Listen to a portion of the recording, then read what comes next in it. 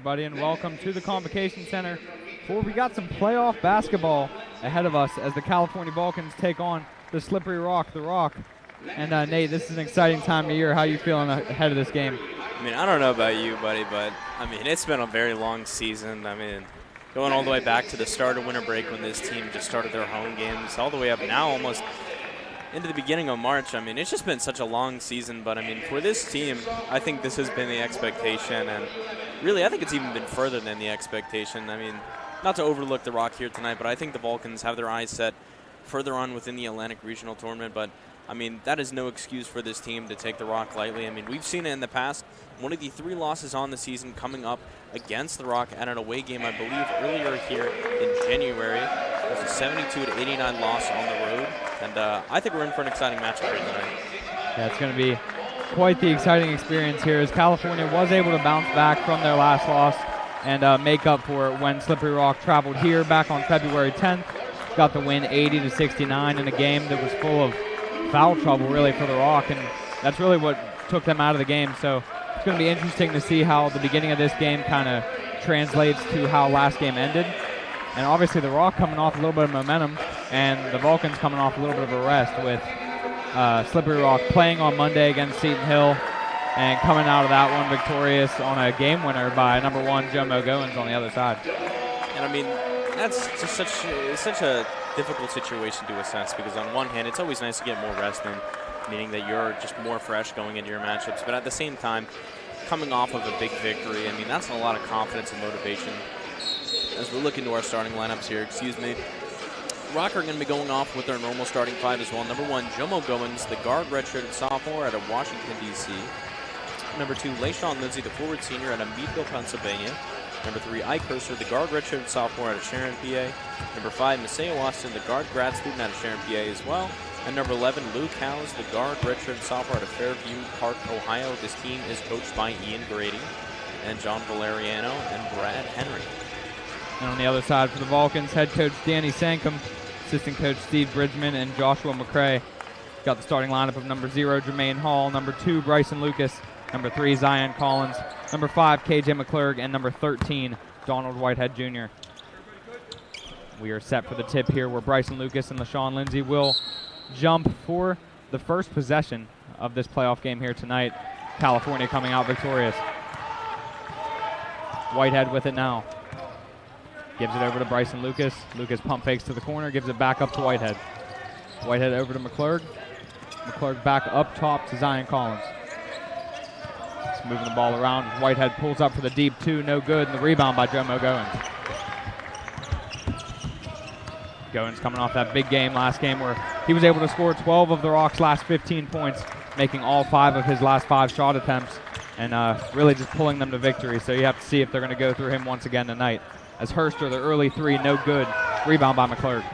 And I think transition offense is going to play key here for these Vulcans tonight. Slip is a tough team on defense, but Zion Collins, I mean, that's just a great early play for him to make the draw out the foul. And I mean, not only going to send him to the line, but I mean, as you mentioned earlier, the last time these two teams played here at home, the fouls meant a lot in the matchup. So I think getting the foul on the board really early on is, I mean, such a small, but I think such a key part of this game. Zion Collins, the senior here at California, knocks down the first. Just surpassed 700 points in his collegiate career, still marking 5th all-time in Vulcans history. As he knocks down both from the free throw line, the 69% free throw shooter looking to raise that percentage with 2 there. Howes with it, gets it over to Goins, back to Howes. He's going to drive left side, takes it out. Goins with it now, the pull-up 2-pointer, no good, and the rebound by Zion Collins. Collins once again staying aggressive, going at the rim, no good. Jermaine Hall trying to make an athletic play on the rebound, couldn't come down with it. Maseo Austin goes the length of the floor the other way, and the ball is tipped out of bounds by KJ McClurg and will stay on this end. Yeah, and I mean, again, talking about KJ, I know the game just started, but I mean, if you've tuned in for every game this year, you know that KJ has just been such an important part of this team, offensively and defensively. Not only getting the important stop there on Austin, but then getting another important stop on Goins. And I mean, not only offensively is he going to play a part in this playoff run, but also just defensively as well. Jermaine Hall active on his feet, gets the handoff to KJ McClurg. McClurg looking to create some space. Goes ahead in the middle, floats it up, gets some contact, but no call. And the rebound by Lindsay. Lindsay gets it to Howes. Howes going to go ahead and pull up for three at the top of the key. Off the front rim and no good. Rebound by Lindsay, though. Stays on this end. The pass to Herster. Herster with the lay-in with the right hand. And that's the first bucket of the night for the Rock. And the last time these two teams met here at the Convocation Center, I mentioned one of the most important part of Rock's team is the fact that they have size in almost every position they play on the court. And I mean, you're seeing it already, just offensively and defensively. It just creates such a good dynamic for rebounding. It creates so many more opportunities that, as you see on the last slip offensive possession, creates them a 2-point and ties this game. The miss on the other end, or I'm sorry, the turnover by Bryson Lucas as he tried to spin his way through the lane. Slippery Rock now running some offense, 10 on the shot clock. Herster with it up top, finds Lindsay on the backdoor cut, but he cannot come up with the pass. That'll go out on the Rock and stay Vulcan basketball. And I mean, unfortunate for the Rock. I mean, Lucas just misreads the defensive play there, and I mean, that's a backdoor pass for Lindsay to take to the house, but mishandles it, and miscues are going to be a real important thing here. I mean, both these teams normally pretty good at handling the ball and limiting turnovers, but I mean, it's going to be an important part of this game if you can't do such. Jermaine Hall with the missed three-pointer on the other end. The Rock coming back on offense. Still tied up here at 2 in the first 3 minutes of playoff action. Howes with it, guarded by Whitehead. Picks up his dribble. Gets it over to Jomo Goins. Goins on the drive, looking to pull up for 2. Nothing there. The pass out to Lindsay, and they're going to reset it back up with just under 10 on the clock.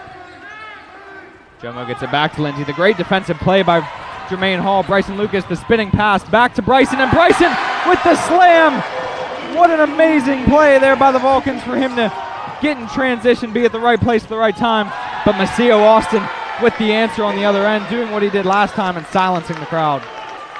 Yeah, and I mean, just what a what an interesting turn of events it's already turned into. I mean, a tie game already early on here, and we're gonna get a foul. I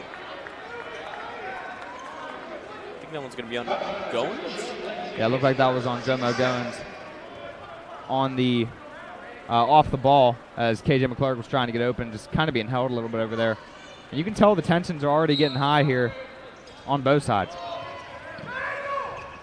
And McClurg with it now, guarded by Goins. Looking for Donald Whitehead coming off the screen. Nothing there. Gets it to Lucas. Lucas with the pump fake and the handoff to Collins. Collins going to take the 3, and he's going to connect. Zion Collins with his first bucket of the night as he's up to 5 points with the 2 free throws early on.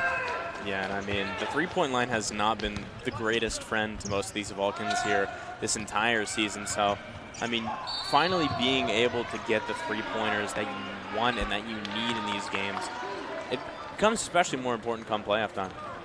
Foul there on Bryson Lucas will take us to our first media timeout. California leading the way 7-4. And this is going to be an exciting game throughout. I mean, March Madness is upon us. And, I mean, this might not be the Division I level, but Division II has just as much craziness when it gets to this time of the year.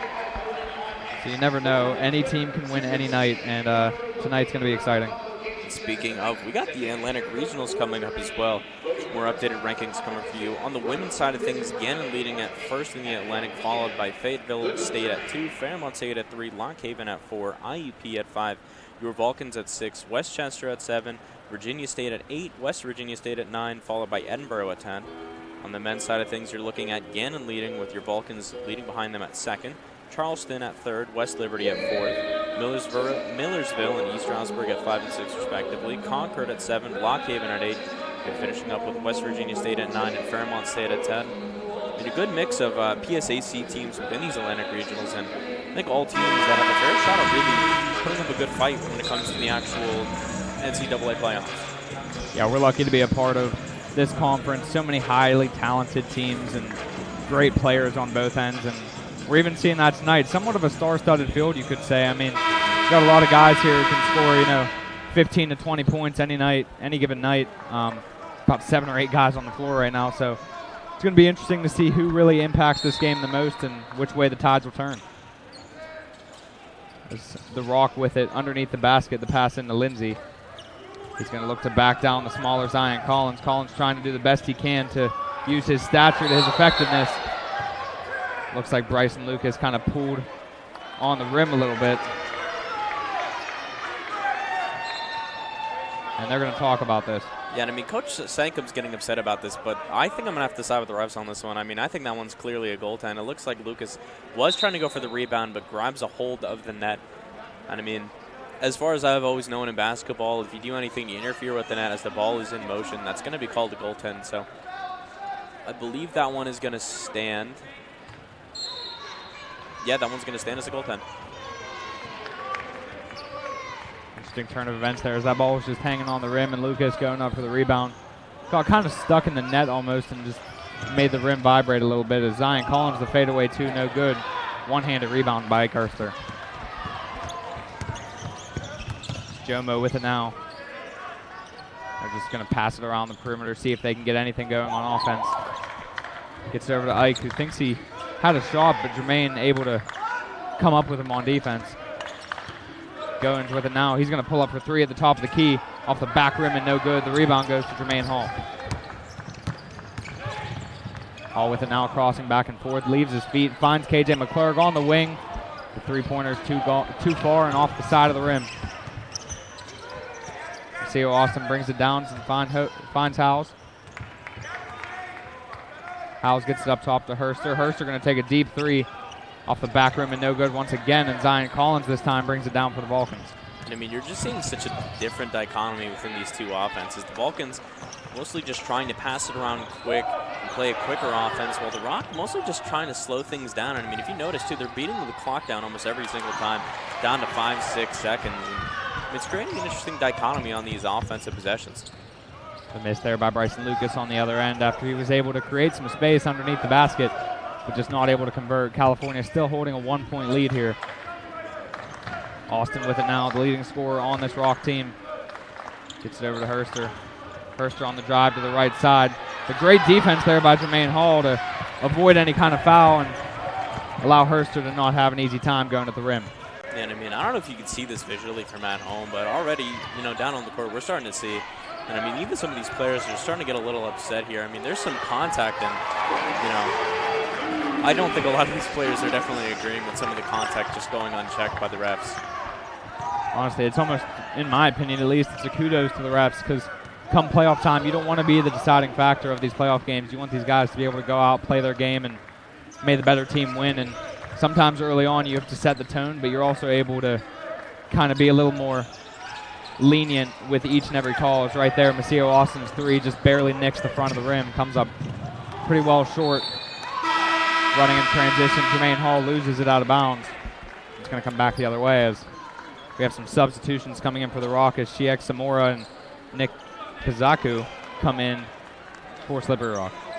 And Keith Palick going to hit the floor. And, I mean, going back to your point as well, I mean, I think you're right. I think most definitely the refs just need to play the game out. But, again, as I mentioned here before on our broadcast, it's just I think it's a matter of consistency. I mean, if you're a referee, I think you need to be consistent within the calls that you make and make sure that you're setting the ground rules early on. Because, I mean, if you're having a game like this that's pretty physical and you're letting mostly everything go, if you're in the second, you're calling everything. Like, as a coach and as a player, I mean, you got to be really angry because, like, you have to completely adjust the way you're playing the game. Great little spin and win move there for Donald Whitehead to create a jumper on the two-pointer. His first bucket of the night. Austin with it at the top of the key. Finds LaShawn Lindsay underneath, but Jermaine Hall kind of gets the ball loose. The ref's going to blow the whistle and say there was some kind of foul, but Jermaine didn't seem to think so. And I don't know about that one. I mean, certainly I definitely could see that. I mean, you're on the other side of the court. You may not be able to see directly where Jermaine's hands are, but I mean, I don't know about you, but from my point of view, it looks like he gets clean hands on the ball and is just able to tear it out, take advantage of LaShawn Lindsay, kind of just like sleeping a little bit under the post. I'm honestly surprised that went against Jermaine, but nonetheless, no harm, no fouls. Slippery Rock stays on offense and looks to create here. Under 10 on the shot clock. Lindsay in the middle. He's going to fade away with that left-handed jumper, and just such great touch to be able to leave it up there and it falls.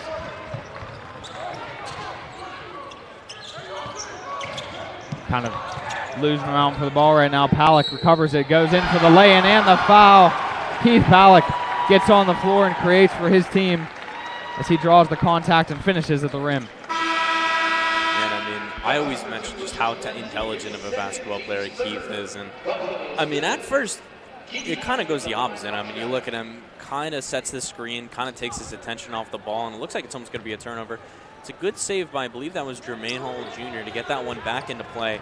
And I mean, Keith Palick knows that he can take it to the rim, uses size to the advantage, goes up, takes the and one, and gets the Vulcans up to a nice, comfortable lead here right in the middle of the first. Austin with it now in the middle, finds the cutting Kasaku. No good. And they're going to call offensive interference as Maceo Austin was a little too giddy on that ball sitting on the rim. That's going to take us to our second media timeout and our first commercial break of this broadcast. Stay with us as after the commercial. The rest of this first half and more. This has been CUTV Sports 1 and the PSAC Network. Everybody together.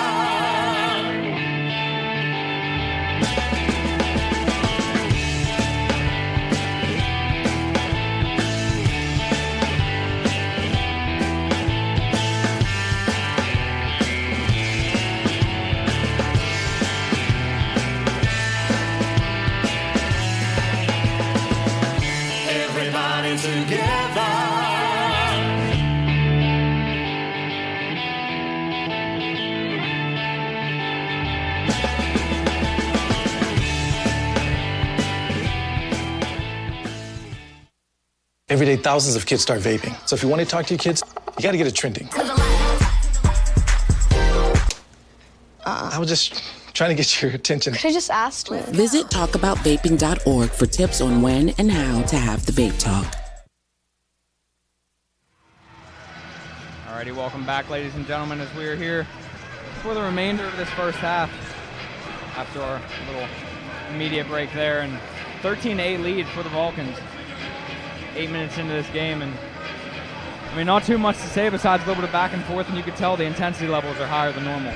I mean, obviously, and I mean, kudos to Slip. I mean, they're just playing their game to perfection right now. I mean, normally they're more of a three-point heavy team, but I mean, they know what this Vulcan defense could do against a team that likes to shoot three-pointers. So they've been trying to funnel it on the inside and take advantage of somewhat of a height difference. I mean, you know, as I mentioned earlier, their guard play is a lot bigger compared to what you have in the Vulcans. I mean, having to put 5'10" Donald Whitehead Jr. on anybody is a really tough task for Coach Stanka, but so far, Vulcans off to a little bit of a comfortable lead and a bit of a scoring update here from Indiana. California, PA, the women's team is up 12-6 against Indiana. I want to up there in Indiana, because I mean, I update the scoring almost instantly. Our lovely PA announcer is going to update it as well, so you know, my entire point is just moved.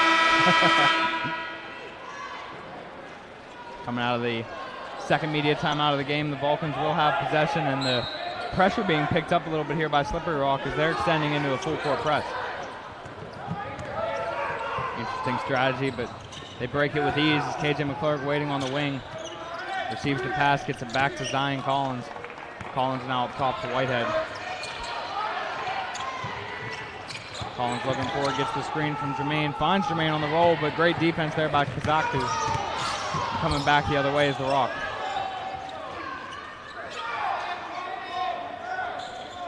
Zamora with it now. He looks down low and gets it to Maceo Austin, who pump fakes, gets Jermaine Hall off his feet and finishes the rim. Yeah, I mean, as I mentioned before, it's just size is going to play really big within this. Jermaine, not the smallest of guys, coming in at around 6'4", but he mostly has strength. And, you know, having to take Bryson out of a game is really tough, because then you lose that size advantage that you have. There's one thing you cannot do if you're the Rock is leave Donald Whitehead open for three, as he's really been able to hit his stride this second half of the season with his jump shot, and right there converting on his first three-point attempt of the night. Oh, absolutely. I mean, we've been talking about him in this later half of the season for such a big reason. I mean, he's come alive for this Vulcan team. And I mean, DJ Slaughter was such a good floor general for this team, but Donald Whitehead Jr. has been able to not only see the court, but just find that scoring touch that you weren't able to usually get out of DJ on every given night.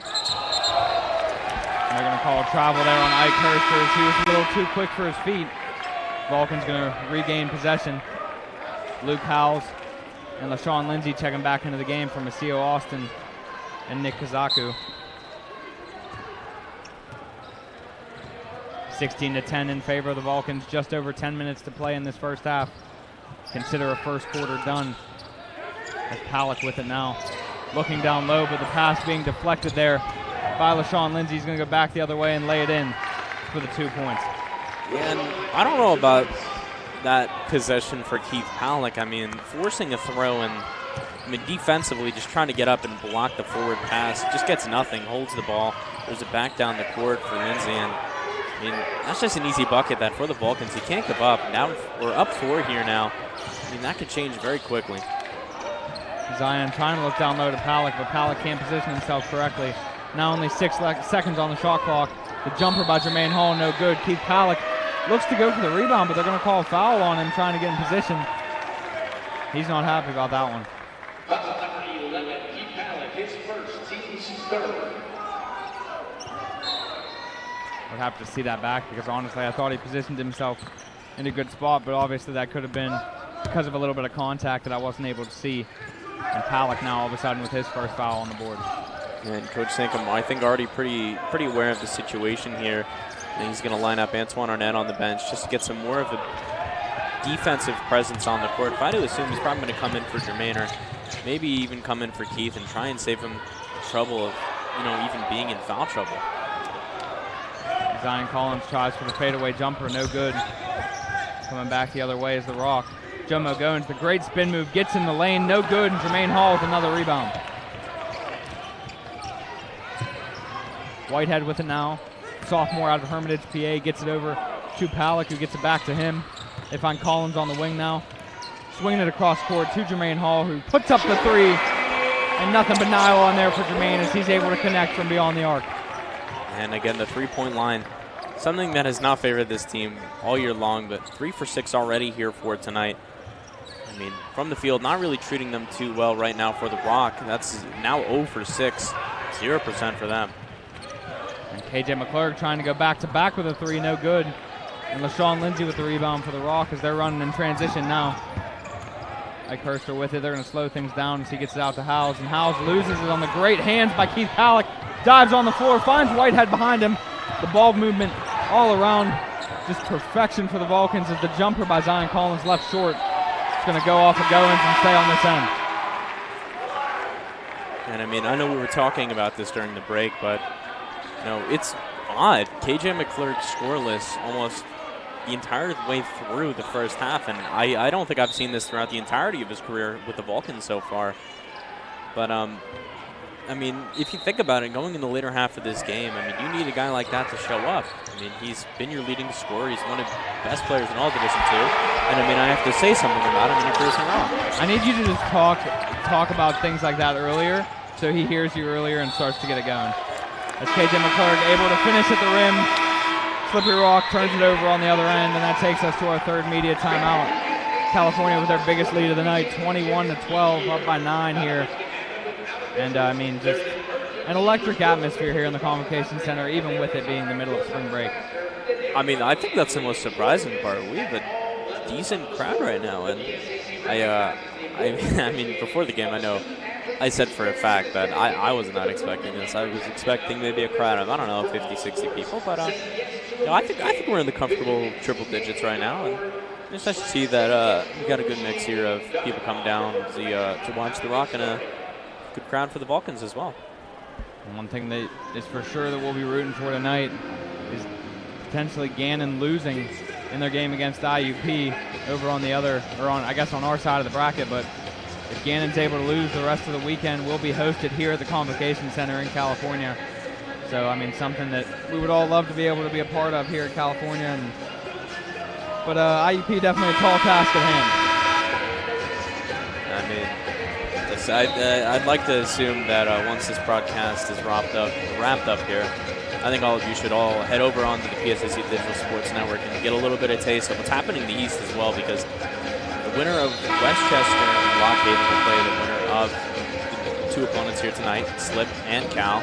So you'll not only get a preview, but if you've been watching the West all season long, I think you've been missing out some of the talent going on in the East. I know Millersville and East Stroudsburg have been putting on a show for the most part in the East, and one of 3 losses for this Vulcan team comes against Westchester. It's a rare thing to say that we're losing to an East team, but hey, keep your eyes open. I mean, all 4 of those teams on the East side, a great lay in there by Zion Collins. But all 4 of those top teams on the East side that are still alive are great too. I mean, you look at teams, 3 of them with an 18-4 conference record. Westchester sitting at 15-7. All 4 of those teams are very capable, and they're definitely more top-heavy on that East side. So some good basketball will be played tonight over there. That's without a doubt. But they're going to call a foul there on Keith Pallett because he didn't really give Macio Austin any space to land, and that's going to draw a foul on a 3-pointer. And I think more importantly, you're going to see Keith Pallett now going to go to the bench here for Lucas, who's lining up. That's going to send Keith onto the bench pretty early on, and I mean, having the mix of these 2 all season long has been important because, Bryson, for the most part, in the beginning half of the year, had a bit of a foul trouble to him. Usually getting 2 or 3 within the first 3 or 4 minutes. Keith having to come in and fill in for him, in that the later half of the season. But it's important having a guy like Bryson Lucas. It's important having a guy like Antoine Arnett as well. He's usually able to come in here as well. And I know he hasn't seen much of the limelight recently, but having a guy like Dominic Alexander on the bench as well, I mean, at this point of the year, that's more of a, worst case scenario. But, having these talented guys who are, sort of slender and athletic at your disposal is so important. Collins with it. He goes to get it to Bryson Lucas, but the foul looks like it'll be against Macio Austin. That'll be Austin's second here early on. As he had a little bit of a hold there on Bryson Lucas as Lucas was trying to get in the post positioning on him. Whitehead throws it up top to Collins. Collins working. Looks to get it back to Lucas, but LaShawn Lindsay in the right place at the right time cuts the pass off. And Lindsay going to take the pull-up 2-point jumper off the front rim, and no good. But my goodness, the putback dunk by Shiak Zamora, and all of a sudden a little bit of momentum in favor of the Rock. Yeah, and I mean, the last time these 2 teams faced, I was excited to watch him play. I mean, one of the bigger guys on the Rock team, and he showed a bit of it too. I mean, he ended up fouling out, I believe, but showed his defensive presence and his offensive prowess as well. So, the redshirt freshman is going to play a key part in this pretty close matchup here tonight. Standing at 6'6" tall, and last time we played this team, his average was just under 7. Now it's up above 8. So he's been doing what he can to take more impact on the offensive side of things, and you could tell right there he's been working on his vertical. That's going to be a foul against Kirster, and it's going to be slips 6 on the night here, I believe. And if you look here, we got 3 players on the court now with fouls, and that's going to be, I believe, that one's going to be Austin, Herster, and LaShawn Lindsay, all having multiple fouls for the night. And I think that ball just hit our cameraman, John. That almost knocked his headset off. Yeah, that was a little bit closer than John would have liked it to be, as he flips down the mic to let Gary know that that was not what he was hoping for. A little bit of shake of the head and a laugh there for him. We love to see it. We have not had a good run for our cameramen here. I mean, Jermaine Hall's knocked over JJ once. KJ's ran over JJ once. And John's getting a ball at his head. It's not been a good run for them this season. But, hey, we talked about this. We talked about it pregame. Bryson Lucas, when he's able to shoot that mid-range jumper, changes the dynamic of this offense. And right there, he converts on his first jump shot of the night. Howells with it, gets it over to Herster. Herster just picked up his first foul. Hands it off to Austin. Austin now guarded by the smaller McClurg. Looking to do something with it. Throws it across court to Samora. He then finds Herster, but Samora going to get called for the charge. He's gone to Whitehead, getting in the way. The right place at the right time, and California going to take the ball back the other way. And I mean, that's a smart ball there by Donald Whitehead Jr. Stand your ground, take the charge. That's going to be another foul as well. I mean, everybody on the side of slip now is going to have a foul to their name. And you can tell Coach Ian Grady, if we had to have a contest for the most explosive and, loudest coaches, I think Grady has to be up there with Coach Sankum as well, because, I mean, in all these matchups here, Coach Grady absolutely brings the energy. And, I mean, these 2 teams are coached extremely well. I mean, Slip started off with a pretty poor record, but having a bit of a run now, 16-13, their final record heading into the playoffs. A step back here by Zion Collins, leaves it short, no good. The senior looking to make an impact early here for this Vulcans offense. As Howell slows it down, gets it to Maceo Austin, the smaller Whitehead on him. He takes him all the way to the hoop for the spin in the wind and the bucket off the board. 7-point lead in favor of the Vulcans, 25-18. And that's going to be a foul on Howes, and that's going to send KJ McClurg to the free throw line. As that'll be the 8th foul for the Rock, 2nd foul for Howes himself.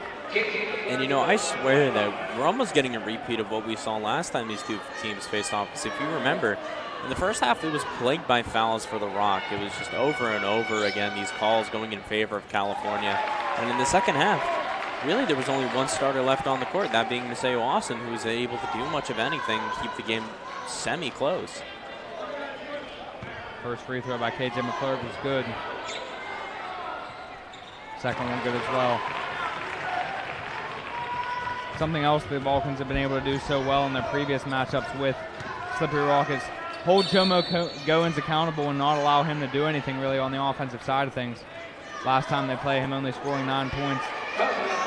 And the time before him only scoring, I mean, he did have 18, but he was 5 for 10 from the floor, not able to do too much. And coming off a couple games where he scored 25 and 26 following their last matchup, plus a game winner last game. Surprised to not see him being more aggressive tonight. Yeah, and again, another call against Bryson Lucas. Don't know about that one. It's just another off-ball foul, and we've seen a lot of those here tonight. It's just been the off-ball fouls going against both these teams, and you know, obviously this one going in favor of the Rock. And great block there. It's coming back the other way. Jermaine Hall for 3.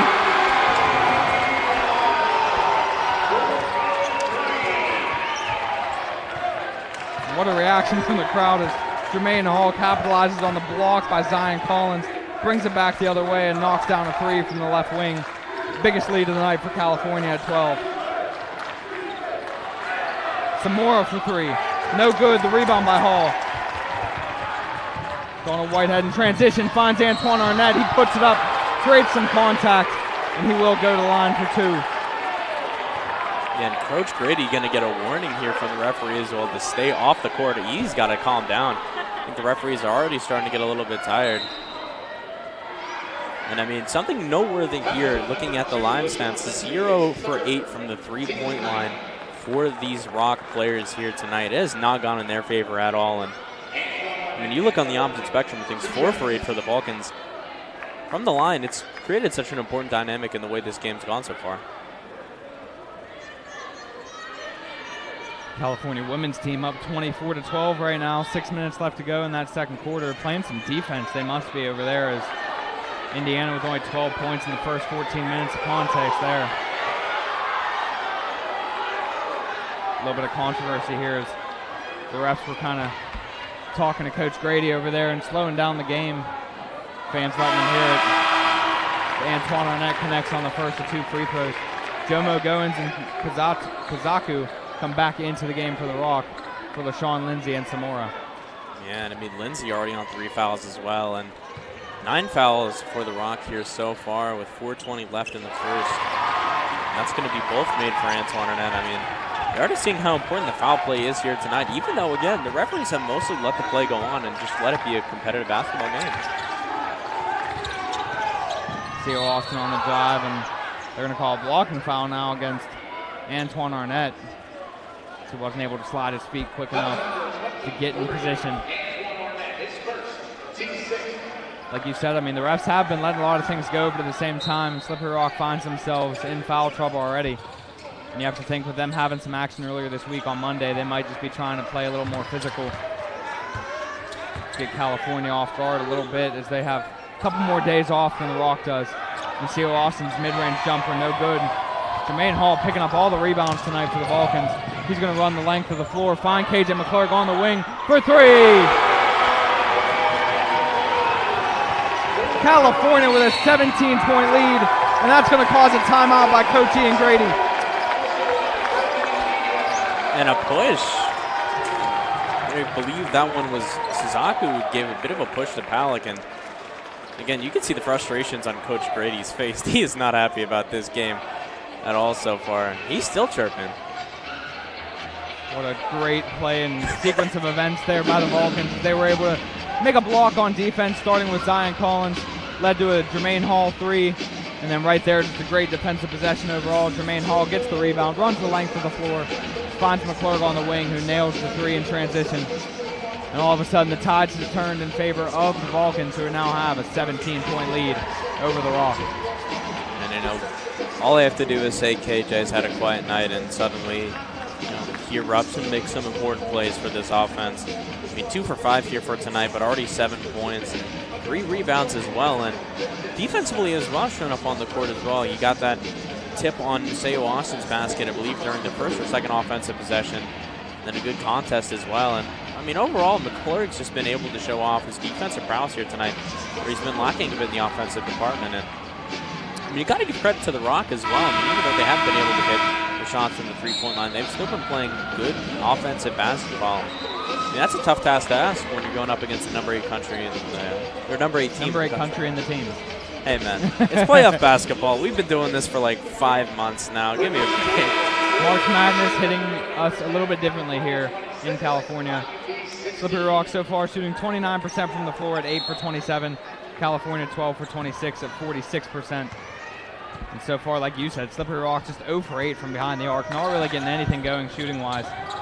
And if they want any chance in this game, that's going to need to change. I think that one's going to be an offensive foul against House.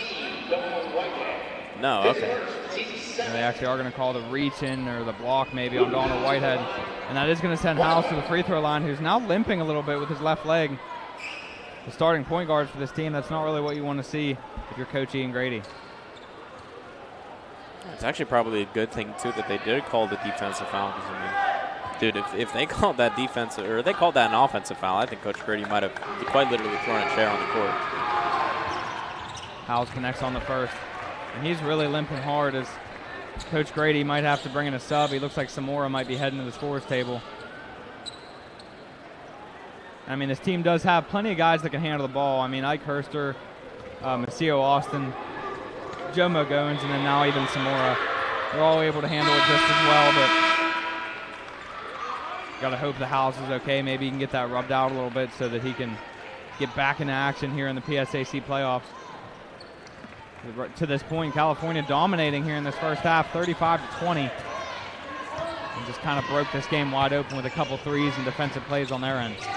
And I mean, for Slip, this is a do-or-die game. I mean, this is a tough team you're facing up against. And I mean, for Slip as well, they're not really looked at in the Atlantic Regional right now. So it's not like you have the NCAA playoffs to worry about, too. So nice defensive possession. I think that one's going to go against Collins for a block. Collins brings it back the other way. Jermaine Hall for 3, leaves it way short. And I will say, if that shot would have landed, the place would have exploded, but maybe a little bit too early and eager there was Jermaine Hall as he pulled the trigger as soon as they got down the floor and ended up coming back the other way for the Rock.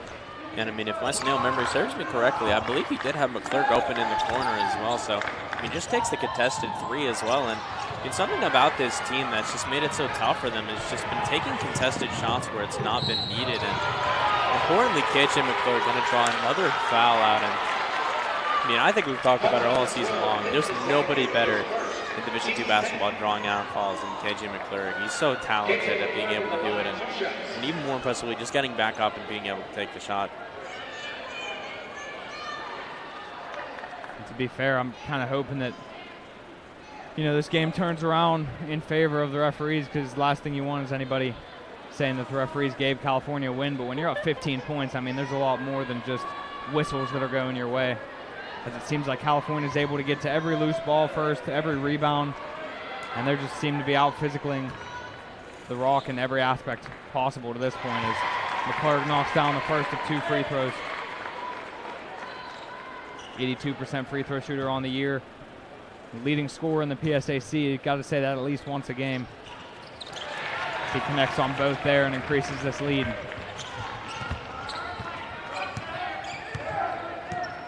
Theo Austin with it now, bringing it down for the Rock. Gets the screen, gives it to Samora. Samora trying to create some space. The two-point jumper off the front rim, no good. Jermaine Hall with another rebound, gets it out to KJ McClurg in transition. McClurg slows it down and sets it up, gets it to Whitehead.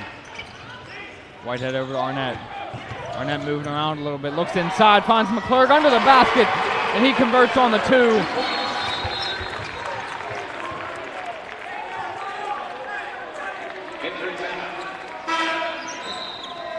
And Samora seems to be in a little bit of pain for the Rock because he's yet to get up, holding that knee or maybe hamstring a little bit. You gotta hope everything's okay over there.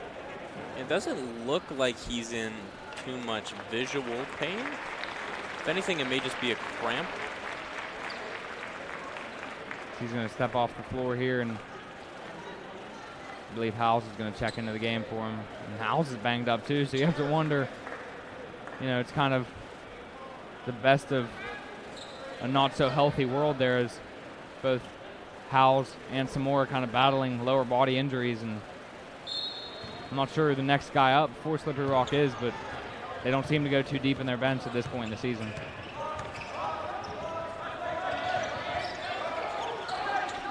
Pass down low to Austin. Austin creates some space off the top of the backboard from underneath. Pretty impressive move there for the 2 points. And I mean, it looked as almost if Jermaine was going to be able to get his hand up there quick enough, just not able to. And I mean, that's one of the, you know, probably, I don't want to say worst, but probably one of the aspects of Jermaine's game I wish that he most likely had more of, was just that height, because, I mean, we've seen his vertical. I mean, he's looking to go to the college slam dunk contest. You should vote for that, by the way, if you already have it. But, I mean, you know, you add an extra 2 or 3 inches to Jermaine's height. I mean, you're looking at probably one of the best defensive players that this conference has ever seen. Howes with it now. Gets it to Kazaku. Kazaku over to Howes and back up to Goins at the top of the key. They're moving it around, and Hurster with it now. Out to Goins again. Goins going to pull up for a contested 2, no good.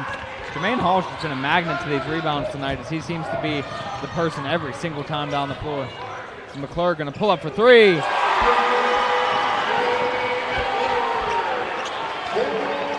You're on the other side. It's got to be exhausting to see this guy doing what he does to each team every single night. I mean, we were 8 minutes into this game, and this guy was scoreless. Now he's up to 14 points, 3 3-pointers from beyond the arc, and man, he is just a game wrecker when he wants to be. And the 3-pointer there by Hurster, he gets his own rebound. He finds Jomo Goins. And all of a sudden, a little bit of stoppage of play here. Referee's going to make his way over to the scorer's table to make sure everything's cleared up. Telling teams to go to their benches. They're going to have to look at replay here. I'm not sure if they're aware of it hit the rim or not. It seems like the shot clock did reset to 20 once they had it again, but maybe it wasn't supposed to, depending on that jump shot by Hurster.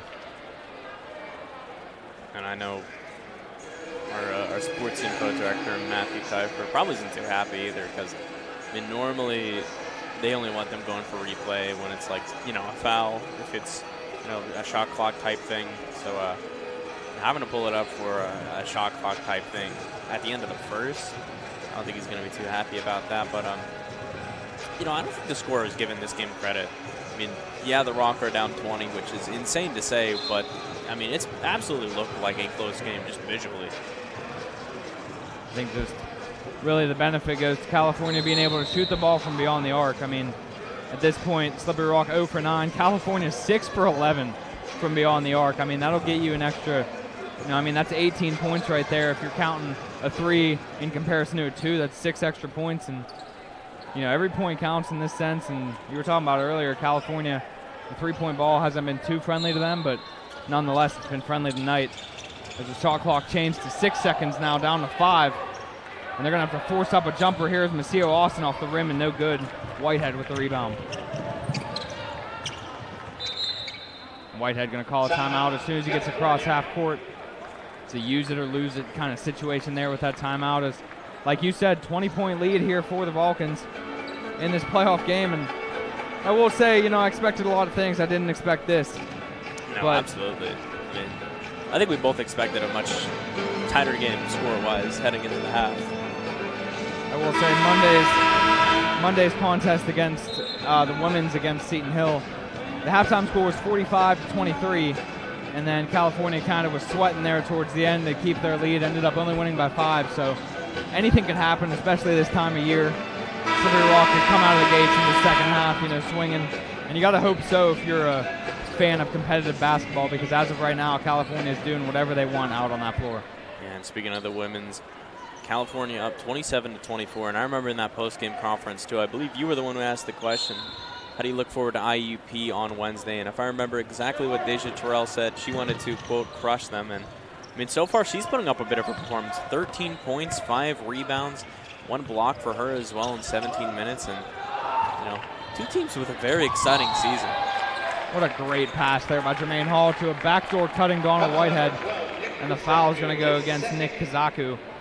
That'll be his second of the game and the 11th of the half for the Rock. And Donald Whitehead's going to shoot 2 free throws here.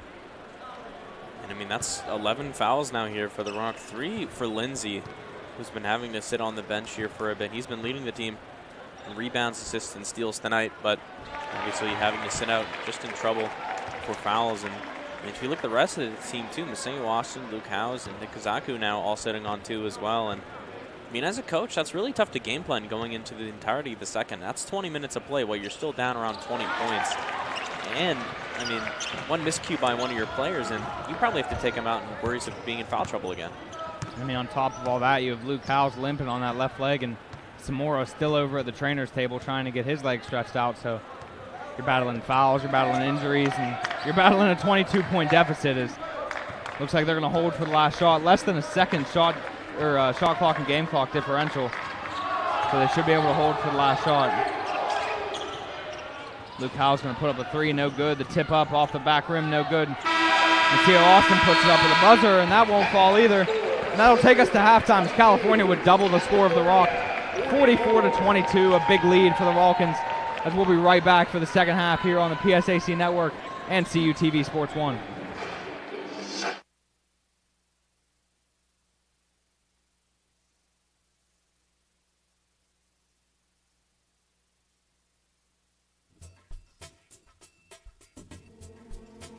We talk a lot about process versus outcome, and process really is a whole bunch of mini outcomes along the way. So that'll be the focus this week. It's like continuing to do the job that they've done all semester long, all the years they've been here, not get too carried away. It's just another meet. It's just another, it's a track meet. There's a bar to jump over. There's a start and finish line for the 800. So just kind of staying focused on those little things. I think my expectations for this indoor track season was to pretty much focus on myself, like how I did in the fall, and just trying to maintain what I did in the fall and like what I've held myself accountable for that season, for this season. It's pretty much like I didn't try and change too much, but keep on maintaining and focusing on what I've done in the fall that made me have a good season. It's great being able to finally qualify. Like in the past, I've hit the mark, but haven't been able to go off on short a couple times. So finally reaching that mark and actually being able to go is really exciting. Really nervous as well. So kind of, like I said, I'm excited to compete, but really nervous for what's to come. Beyonce's kind of helped me a little bit with calm my nerves, but I'm just excited to see what happens. And also just seeing the competition around, because it's really fun watching like really high level athletes compete and stuff, and it's like you get like really inspired just watching them and stuff like that. You like to see them get payment for the work that they've put in over the years, so that's really neat. And then also knowing the staff that works with them, whether it's Coach Sandy, Coach Brady, Jerry, Bobby and his staff in the weight room, just to see it kind of all come together and to allow them to kind of chase their dreams.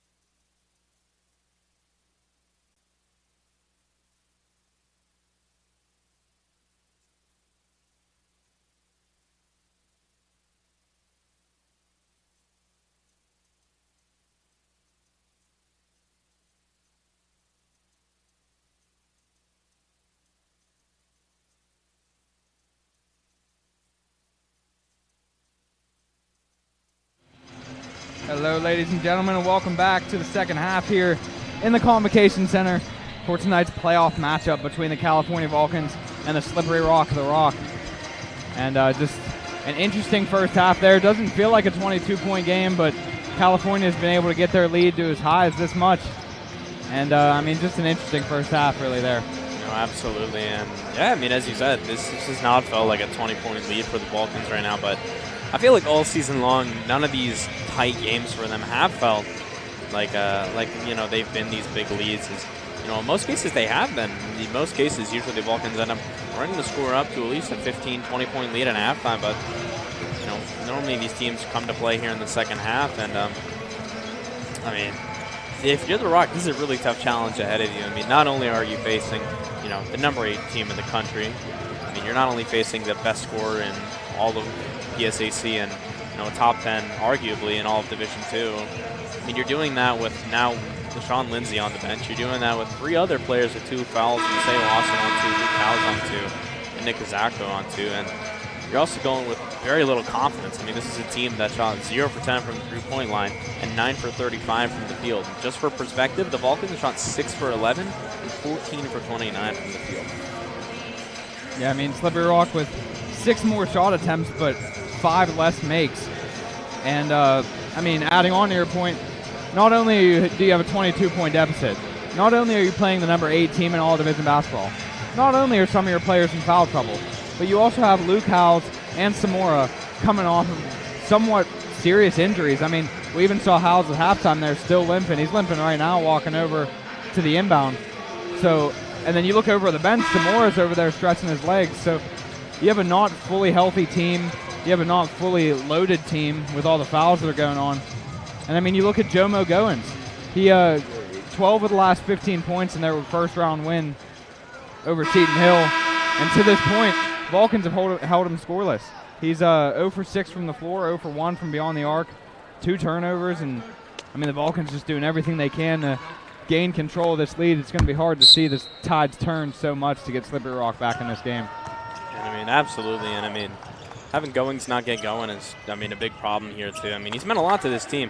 I mean, not just across the season. I mean, just really for the team in general here in these past few games as well. I mean, he got the game-winning shot over Seton Hill that sent them up here to the Convocation Center. So, I mean, just having him go off to a bit of a cold start here in the first, it's going to be rough. And, I mean, if this team still wants to win this game, you really have to hope that he does really anything.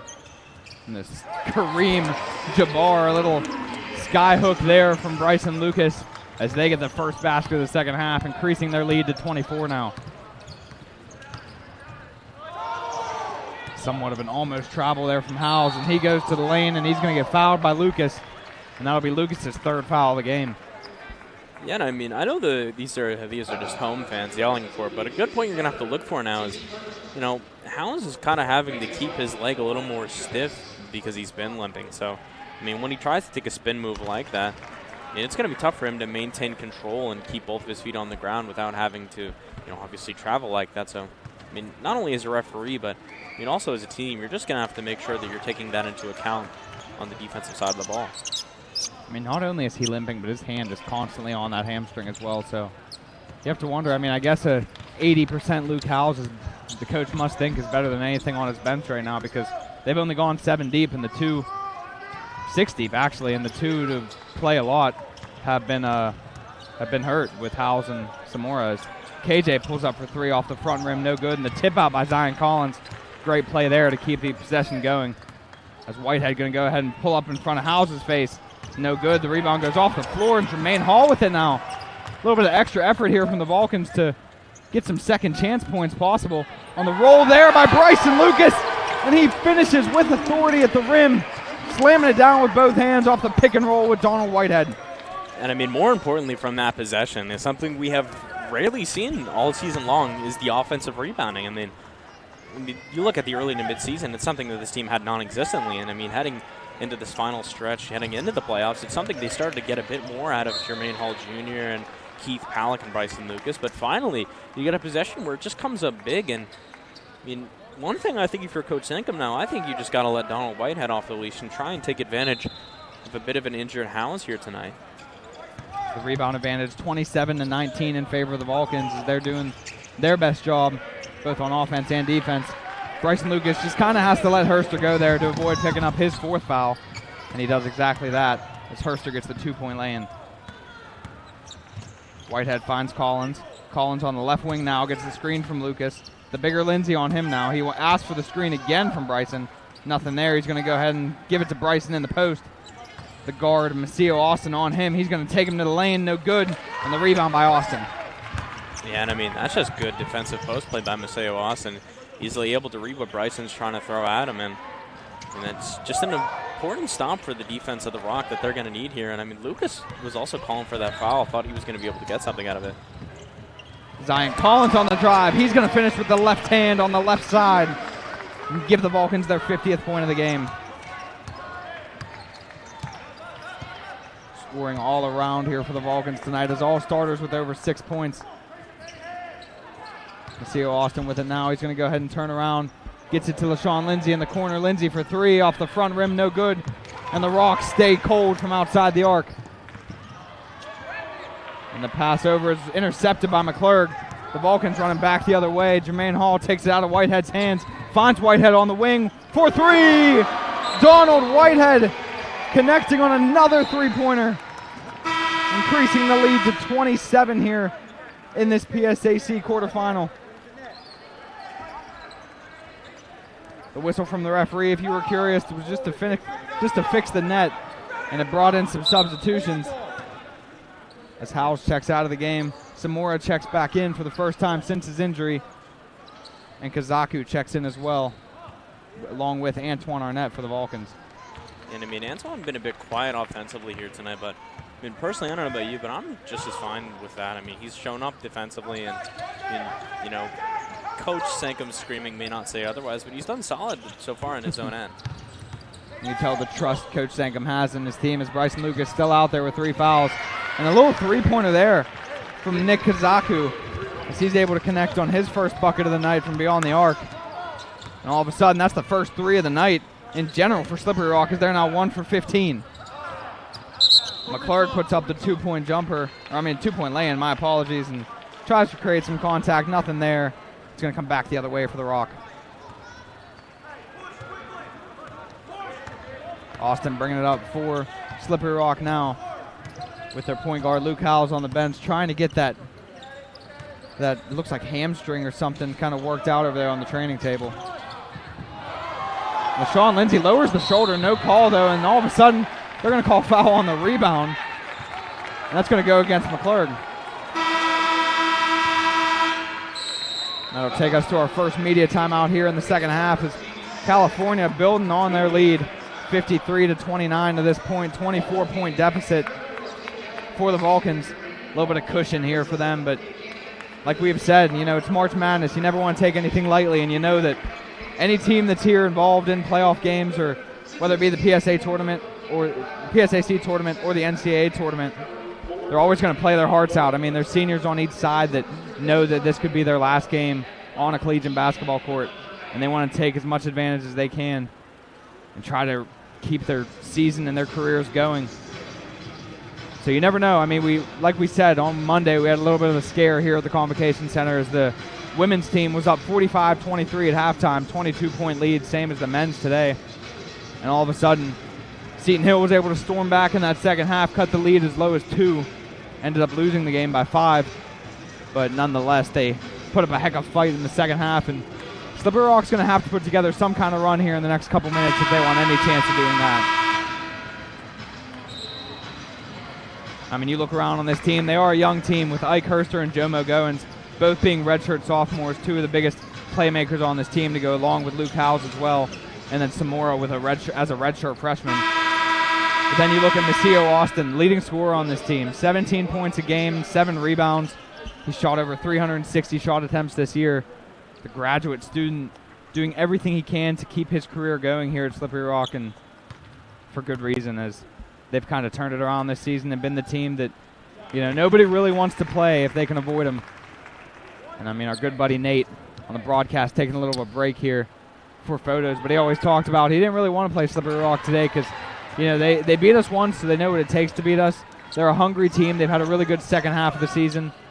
And when you look around the PSAC, I mean, the only teams above them are California and Gannon, two of the clear powerhouses, and then IUP, who has lost 4 straight going into the playoffs, so not exactly the path you want to take to the PSAC tournament in that sense.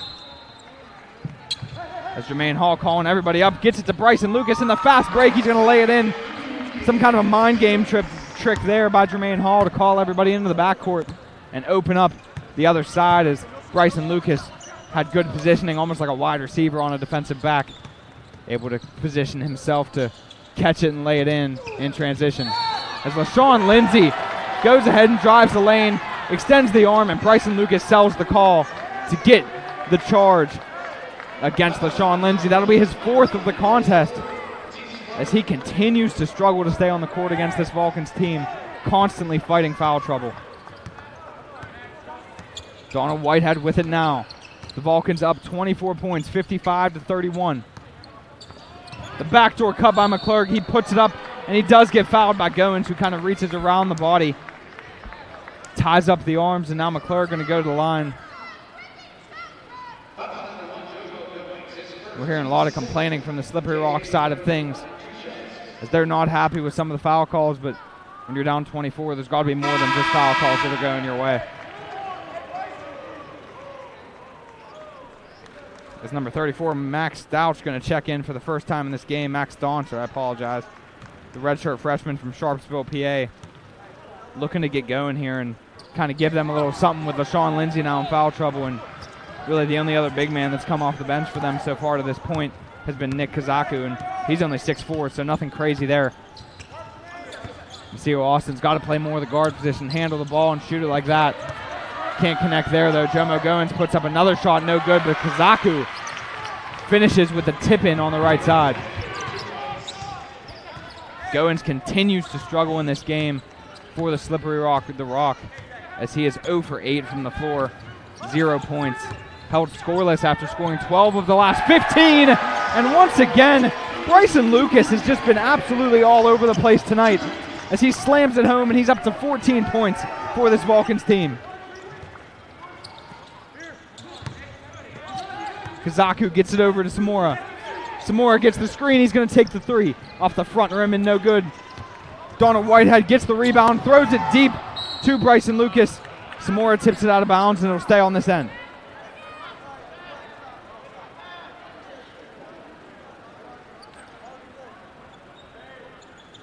Bryson Lucas all of a sudden a little bit of a, I don't know if it's a cramp or twist of the ankle, or all of a sudden he's kind of, it looks like he's focusing on his breathing a little bit, or maybe his posture. I don't know if it was maybe his neck or got the wind knocked out of him or something. But he's just taking a little breather, trying to regain his composure over there, and the referee's going to give him a minute to kind of figure things out. He gets some help off the court, and looks like Palak's going to check in for him, kind of give him a little break, make sure he's all right. I mean, when you do as much as he does, it's hard to not lose your breath. I mean, he's constantly running up and down the floor, being the defensive anchor for this team, and then also scoring on the offensive side of the ball and being electric as he is, slamming the ball home when he can, and just being an athletic playmaker on both sides of the ball. And got to hope everything's okay over there. As Whitehead gets it on the inbound, and 20 seconds left on the shot clock, 14 minutes left to go in this game. Palak with it now at the top, pump fakes the handoff to McClurg. McClurg going to take it off the dribble, the floater from the free throw line. I mean, that's ridiculous. That is actually ridiculous that you can shoot a floater and be so controlled from the free throw line and just find the bottom of the net so easily. KJ McClurg is the leading scorer in the PSAC for a reason at 22.5 points per game. Goins on the pass there. That's going to be tipped out by Jermaine Hall, and it'll stay on this end in favor of the Rock. KJ McClurg up to 18 points on the night. 5 for 10 from the floor, 2 for 5 from beyond the arc, 4 rebounds to go along with it, 6 for 6 from the free throw line. I mean, there's nothing this guy can't do, and he continues to impress day in and day out for this Vulcan squad. Samora for 3 off the rim, no good. And the rebound by Whitehead. Whitehead gets it to Jermaine Hall. Jermaine Hall to KJ. KJ to Arnett, and Arnett finishes for 2, and the foul.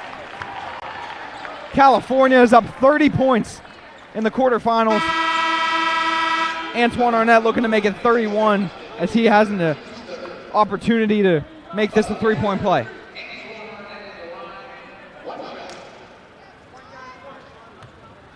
I'll tell you one thing right now that I can say about this Vulcans team. You look around and there is not one of these guys smiling. There's not one of these guys laughing or being lackadaisy. They're playing defense to the top notch of their aggressiveness. They want to win by 50. They don't care that they're up 30. They need more than just the win. They want to be dominant. They want to show that, any team going up against them has something to be worried about. And I mean, you'd be crazy not to be worried coming into a game against the Vulcans, as they've just been so good from every side of the ball. Arnett gets it over to McClurg. McClurg going to take the drive, finds Arnett on the roll. Arnett goes up and under, can't find it there, gets his own rebound, puts it back up off the window, no good. Rebound by Jermaine Hall, he puts it up, and there'll be a foul on the floor, and on this end, the ball will stay.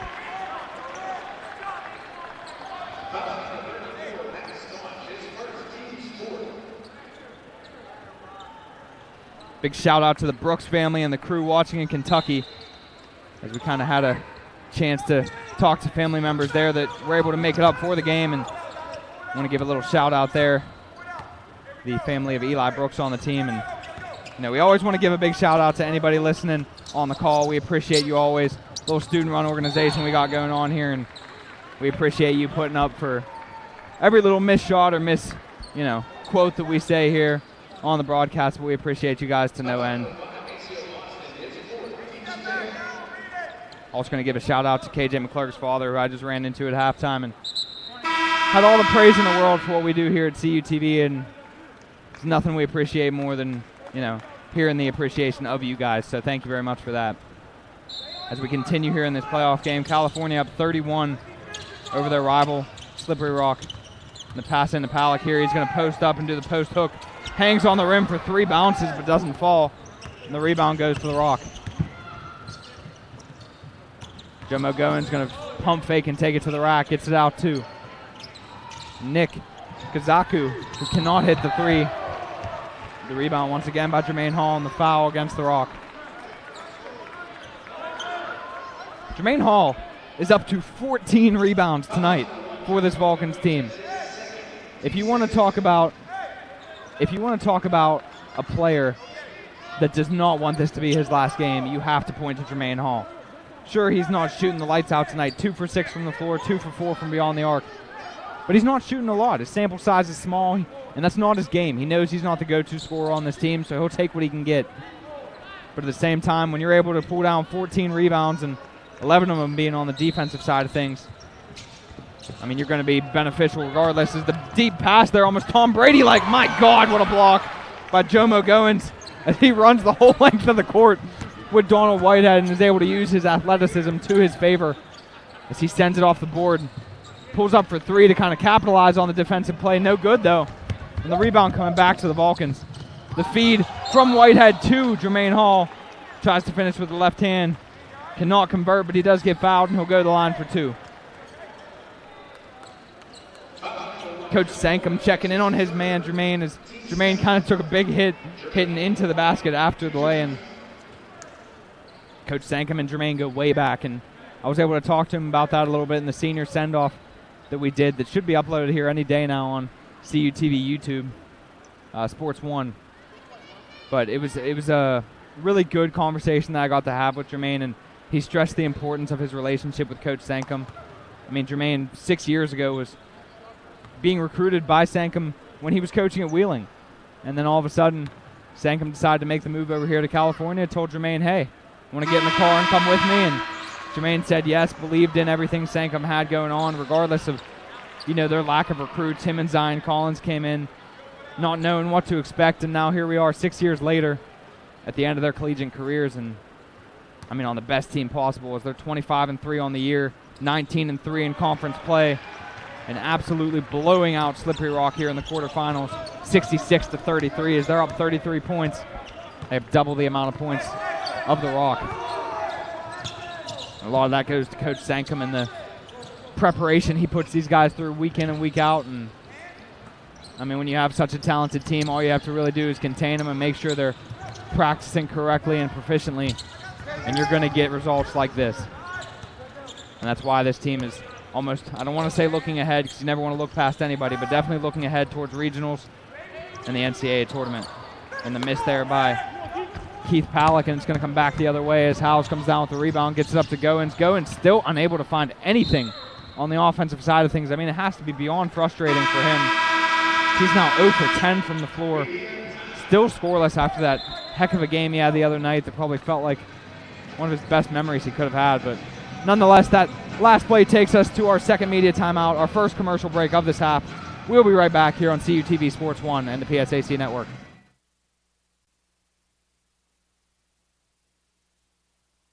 Everybody together.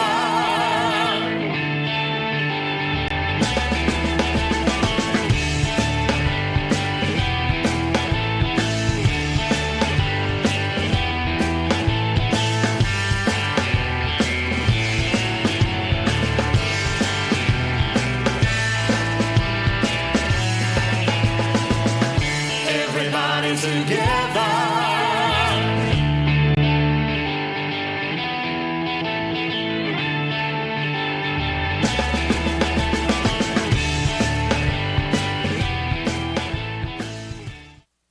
Every day, thousands of kids start vaping. So if you want to talk to your kids, you got to get it trending. I was just trying to get your attention. Could I just ask you? Visit talkaboutvaping.org for tips on when and how to have the vape talk. And we are back in action, ready for these final 12 minutes of play here in the Convocation Center, where California is holding quite the impressive lead, 66-33 in favor of the Vulcans. You see Austin off the inbound pass. He's going to connect on a three-pointer. That's his first shot from beyond the arc, and just the second shot from beyond the arc for this Slippery Rock team in total, as they are now 2 for 20 from downtown. Yeah, and having Maseo Austin on this court and having him just like turned on is just so important for this offense to run. And we've seen it in the previous matchups these teams have had. I mean, more importantly, I think what's hurt them has just been the loss of Jomo Goins. Not even really the loss, but just hasn't necessarily shown up here tonight. And I mean, for a guy that nearly averages double figures in the point category, it's important for him to show up in a matchup like this. I mean, Jomo on the season, 13.5 points a game, 6 rebounds, and hit a season-high 26 points against Clarion back on the 21st of February. And that was right after dropping his career high of 25 in the game before that to Pitt Johnstown. So he was on somewhat of a scoring roll coming into the playoffs. Continued to do so in that first-round game as they were able to win pretty much on his back. So it's interesting to see that he hasn't really gotten going tonight, and the Vulcans are doing a good job defensively on him. I mean, really, you can just say as a team they've done so well together. I mean, we've talked about the unselfish play and how impressive they've been together, and I think the Vulcans are going to get another chance to inbound here. I believe that might have been Lindsay or Austin who got a hand on it.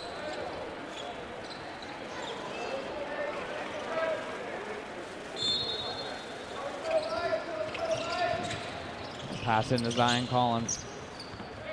Collins has been pretty good tonight so far to this point, only 9 points overall, but he's been aggressive and able to do a lot for this team, both on offense and defensive side of the floor. I believe he has 2 blocks to go along with those points. The turnover there by Arnett. Great ball handling here by Zamora as he goes the length of the floor, but the block by Arnett in transition, coming back for it. And somehow Jermaine Hall able to save that ball. I was sure that was going to be out off the deep transition pass.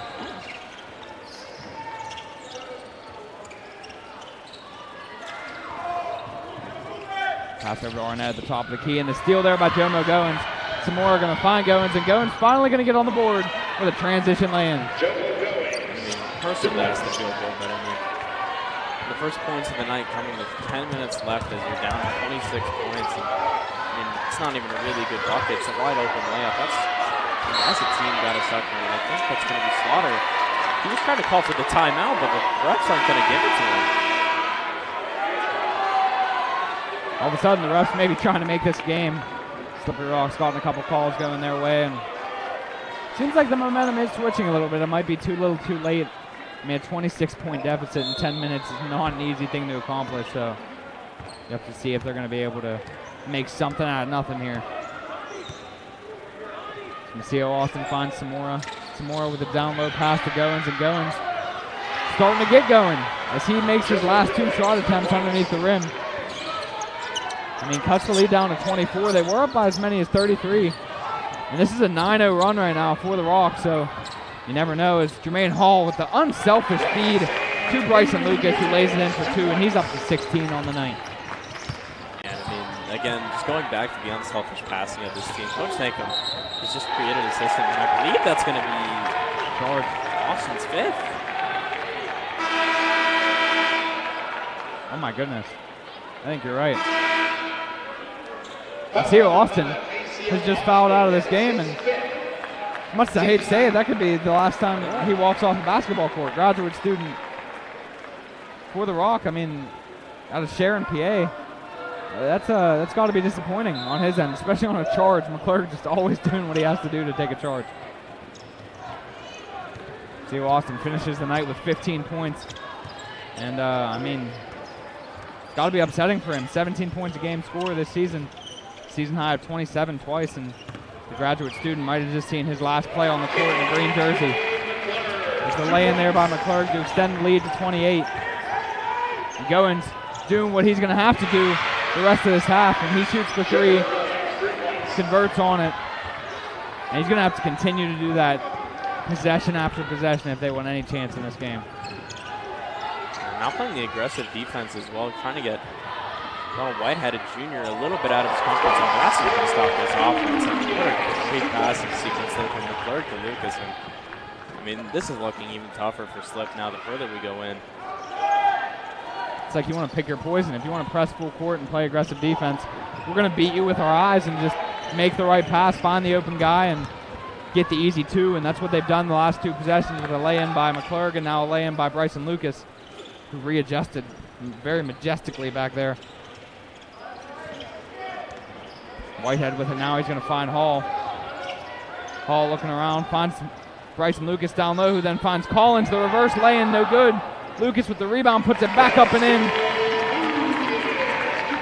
Bryson Lucas up to 20 points on the night for this Vulcan squad, as he is just doing everything. Goins for another 3, no good. Jermaine Hall with another rebound. That's his 15th rebound of the night. And I think really of all the stories that have developed here within that, I think one of the most surprising is that, as you just said, I mean, 20 points for Bryson Lucas. I mean, we've known him that he could be such a trans-dimensional player. He could do almost anything on the court, but normally his role has just been settled down into getting rebounds and being a defensive presence. It's not really much of a 20-point scorer for this team. Correction, that was Jermaine Hall's 16th rebound of the game, to go along with 5 assists and 8 points. So, I mean, this guy's doing everything, kind of taking the role of Bryson Lucas to this point. Not scoring crazily, but doing everything else on the floor. And, I mean, this team is just, not only are they so fun to watch, but they're so collectively good. McClurg and Bryson Lucas with 20. You got Donald Whitehead with 10, 2 threes from beyond the arc. Zion Collins with 9, and Jermaine Hall with 8 rebounds, or 8 points, 16 rebounds. So, I mean, they just all play for each other, and they do it so well. It's surprising how that first half, you're looking at a 20-point lead. It doesn't feel as much like that 20-point lead was really there. And, it still felt like most offensive and defensive possessions were still pretty much back and forth. But, I mean, I don't know about you, but going into the second half, it's just felt the complete opposite. I mean, I think so far we've seen that the Vulcans have definitely just been proving defensively alone why they're leading this game as well.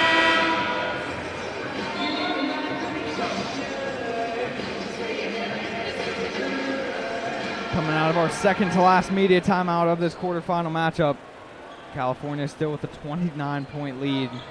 They're controlling the tempo on both sides of the ball and doing what they need to do to advance and play the winner of Westchester and Lockhaven on Saturday. We'll have to see where that game's going to be held, as the location is still yet to be determined. All dependent on if Gannon's able to win tonight, or if California can maybe somehow take away the reins and host the rest of the tournament here this weekend. Best case scenario, we got to hope so. Bryson Lucas with it now, working on what could potentially be a season high. I'm not really sure what it is, but it's got to be somewhere around this point total. Jermaine Hall going to pull up for 3.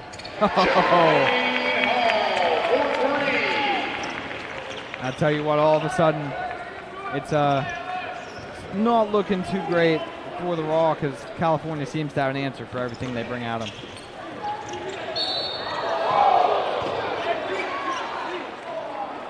I'll say one thing else. Zion Collins' defense tonight has been the most impressive part of his game. Oh, absolutely. I mean, I think we talked about this a little bit too during halftime. It's very low key, and I think it goes under the radar. And I mean, really, we probably should mention him more. It's just normally he's matched up against the best or second best offensive player on these teams. Almost every single time he just holds his own. I mean, he may not be getting highlight reel blocks or stealing the ball every 10 seconds, but he's getting the defensive stops that he needs, and he plays the game exactly the way that he needs to. A bit of a scoring update as well. Our women's team currently down 43-49 at Indiana. 7 minutes left within the fourth, so see how that one turns out as well. See if their playoff hopes can remain alive. But they are still ranked 6th in the Atlantic region, so it is likely that even if they do drop out of the PSAC playoffs, we do still see them in the NCAA playoffs. Scratch that, I mean 44-49 leads, just as I said that. Gotta hope that the women's team can pull out there and maybe mount a little bit of a comeback in these last couple minutes and, allow them to continue to play here in these PSAC tournament.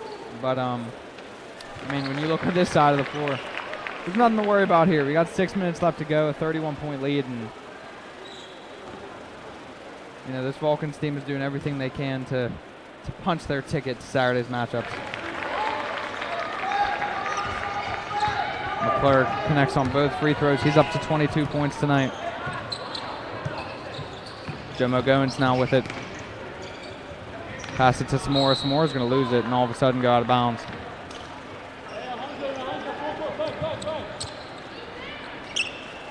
California regains possession and will bring it back the other way. Up 32 in this matchup. 79-47.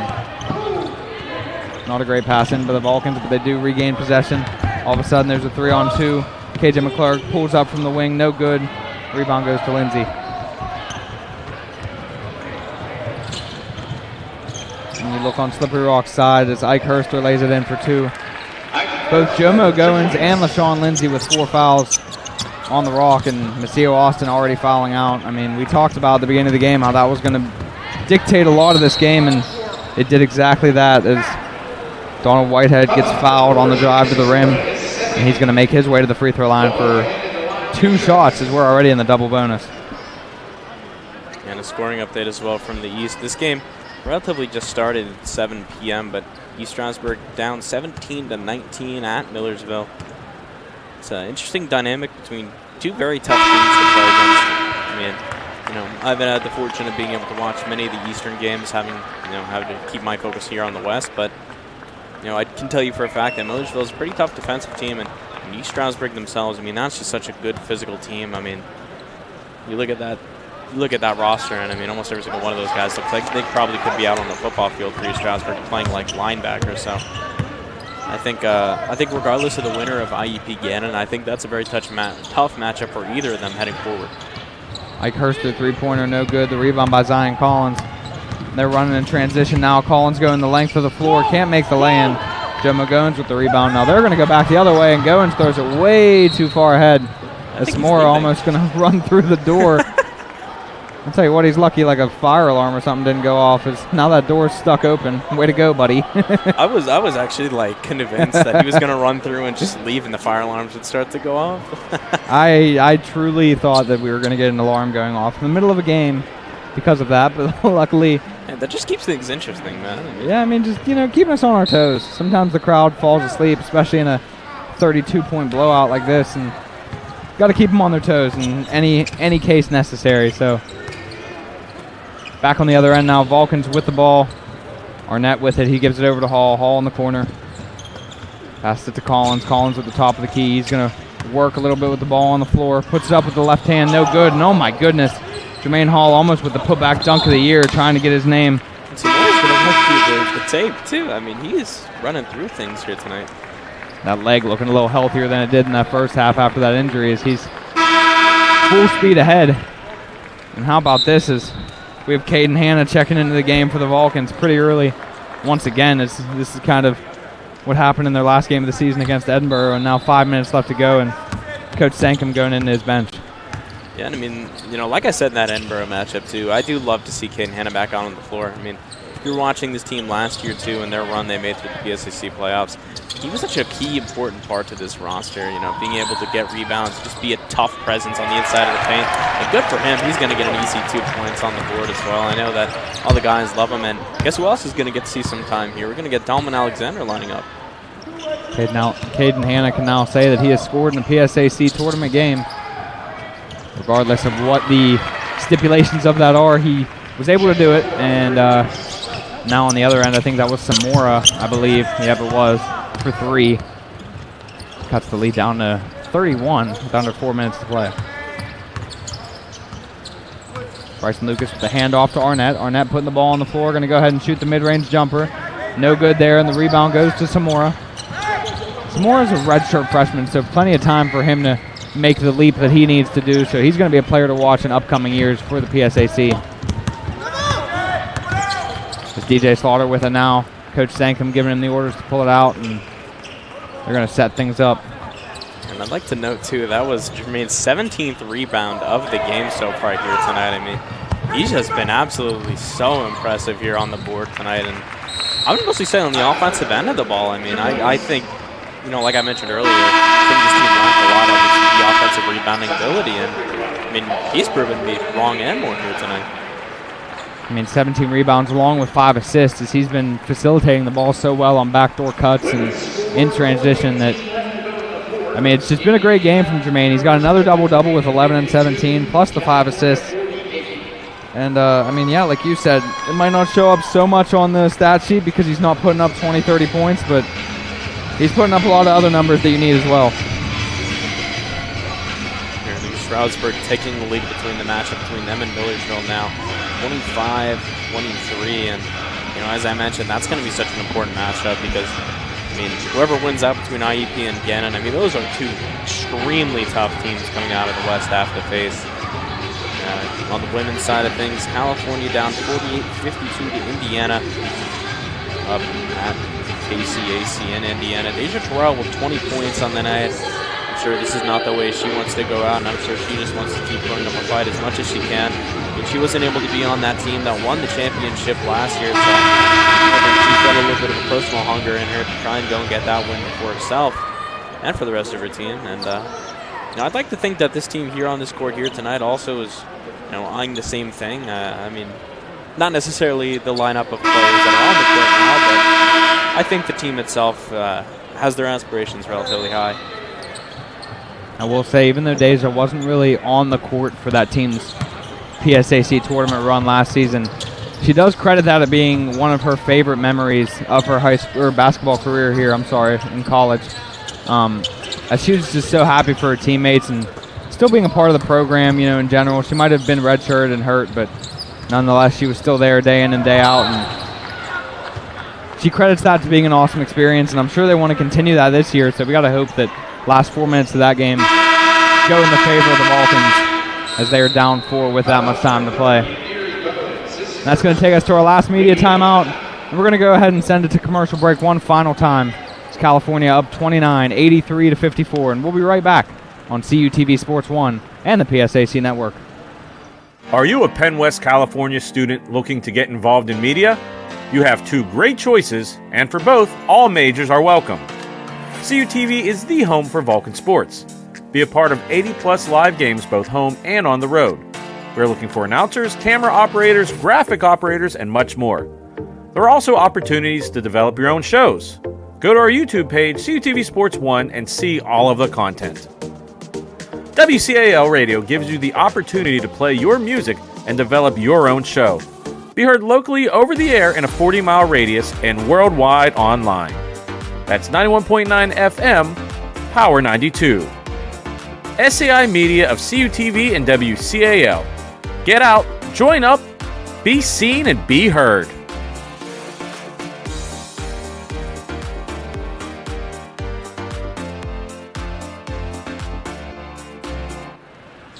And we are back for the final 2 minutes and 53 seconds of tonight's matchup.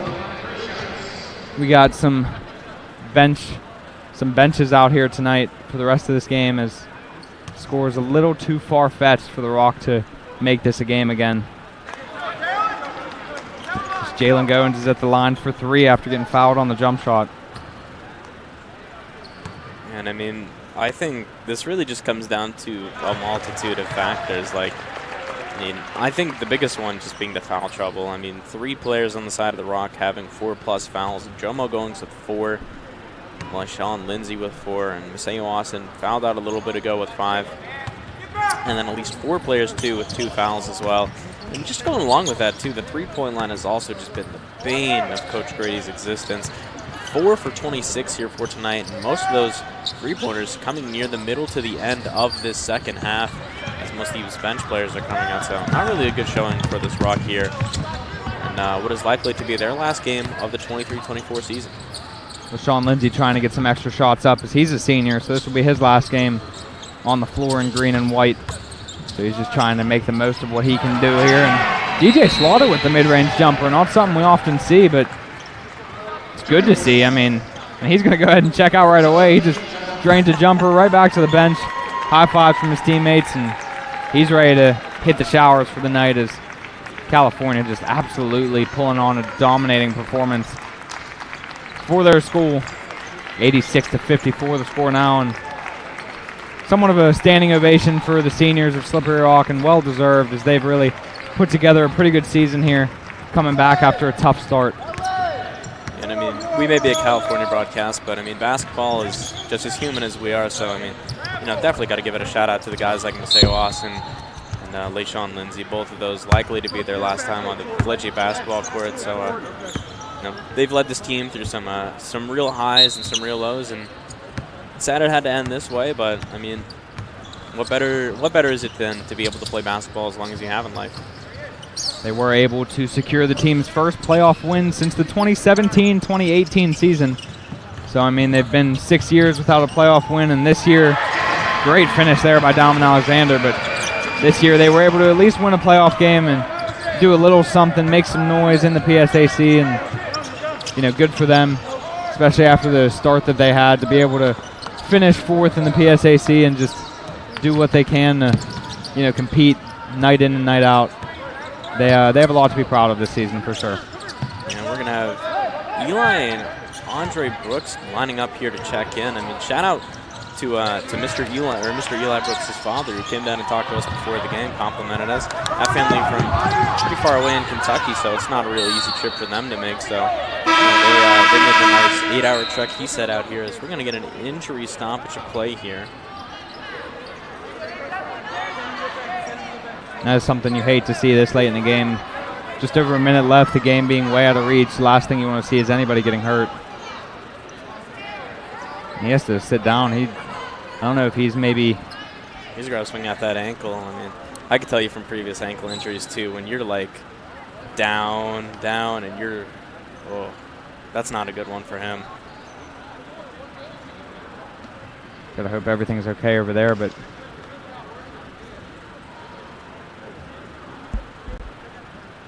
Get another scoring update as California's taken the lead in the playoff game, 55-54 over IUP, with just over a minute 20 left to go in that one. And I mean, man, would that be nice? The Cal U women's team was somehow able to pull out a victory. We could be partying double as hard tonight. Yeah, and I mean, I think that just goes back to what Deja said during that press conference. If you weren't here with us earlier, you weren't able to watch that press conference. Quick reminder, too, after this game, regardless of the score, even though I think it's relatively clear how this one's going to end, there will be a press conference around 15 minutes after our feed will go down. So if you do stay tuned here on CUTV1 or Sports 1 here on YouTube, you'll be able to catch the post-game press conference. Unsure of who we'll be getting. For sure you will get Coach Sankum. But I assume you may see the likes, maybe a Jermaine Hall Jr.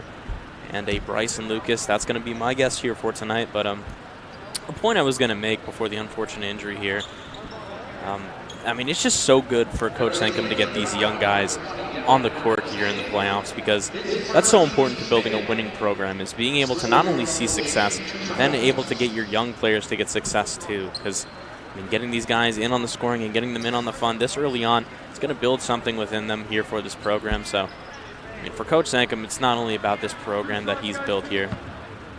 It's also just been about the people he's developed too. I mean, you know, when you sat down and you talked with Zion and Jermaine, you talked, mostly they just talked about how well they've developed as people with each other, and mostly around the culture that Coach Senkum has built for them.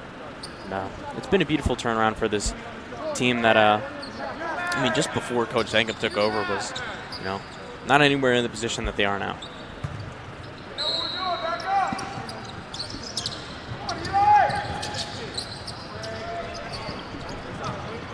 Three-pointer there by Ernie Bowens, no good.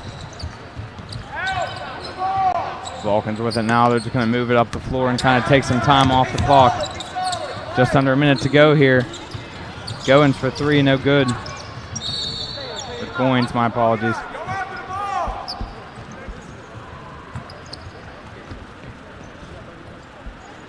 Over in the California women's game, they're actually at the replay monitor right now, currently seeing if a ball out of bounds off of IUP was the correct call. California still with a 1-point lead there, just over a minute to play in that one. Backdoor cut in the pass to Colin McQuizin. McQuizin lays it in for two for his first bucket of the night.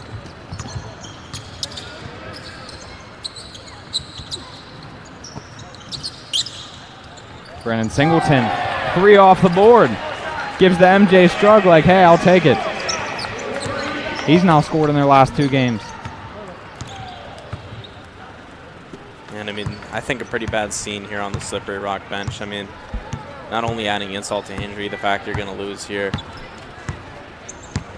It's now just a terrible sight here. And Just got to hope everything's okay. Yeah, absolutely. And nonetheless, this game does come to an end. 91-57 in favor of the Vulcans. They move on to Saturday's games. They will take on the winner of Westchester and Lock Haven. This has been Andrew White and Nate Kurtz. We appreciate you all so much. If this ends up being our last broadcast, thank you so much for listening in and being a part of this season with us. We look forward to upcoming seasons and the rest of the way here for each Vulcans team. CUTV Sports 1, PSAC Network. Thank you all for listening.